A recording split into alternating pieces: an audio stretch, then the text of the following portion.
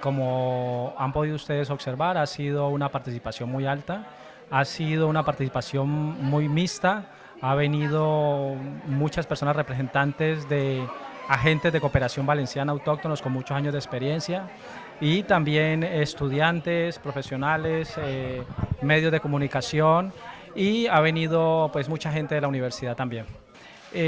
Positivo, aparte de la asistencia, es también visibilizar un poco la federación. Es una federación con 105 entidades certificadas como agentes de cooperación y que están trabajando conjuntamente pues, por el desarrollo de lo que es, los objetivos del milenio en ciertos niveles para ayudar a los países del sur. Nosotros lo que queremos agrupar en la federación es realmente proyectos de desarrollo amplios y grandes que ayuden a esos países que más lo necesitan. Nuestra intención es que las organizaciones puedan presentar los proyectos de sus países de origen y desde ahí pues apoyar una cantidad de emprendedores de los países del sur que realmente lo necesitan.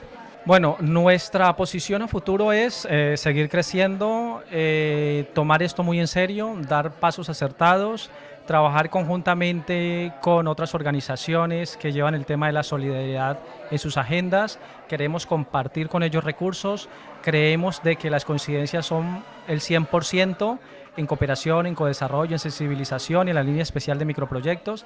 Creemos que entre unos y otros podemos tejer realmente lo que es el mapa actual de la población española, que es una población inmigrante con un 17-18% de presencia en la Comunidad Valenciana, unos y otros trabajando por un mismo objetivo, que es la solidaridad. Es llevar financiación pública de la Comunidad Valenciana, llevarla a una cantidad de países y comunidades que lo requieren. Sí, bien, yo creo que el objetivo de todos es que es una misma sociedad, la sociedad valenciana, unos y otros jalonando esta sociedad, yo creo que ese es el objetivo. Pues es muy valioso, yo creo que Todos Televisión está haciendo